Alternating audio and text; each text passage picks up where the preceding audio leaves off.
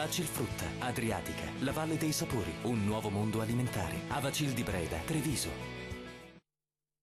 Un cordiale saluto dal meteo di Antenna 3. Sarà instabile sulle nostre regioni, ma vediamo il dettaglio del 23 marzo. Sul Veneto maggiore nuvolosità, con piogge sparse alternate comunque a schiarite, fenomeni più continui sulle Alpi settentrionali.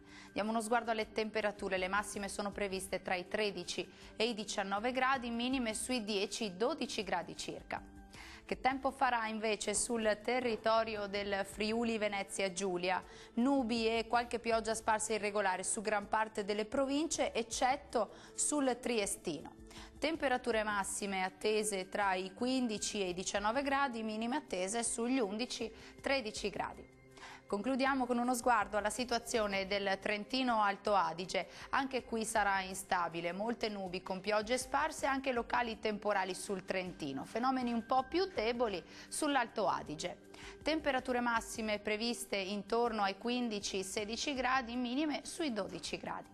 Il mare sarà generalmente poco mosso, i venti deboli da est sulle zone costiere e moderati al largo.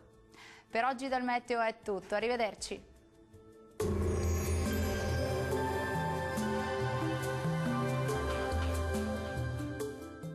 Vacilfrutta, Adriatica, la Valle dei Sapori, un nuovo mondo alimentare. Avacil di Breda, Treviso.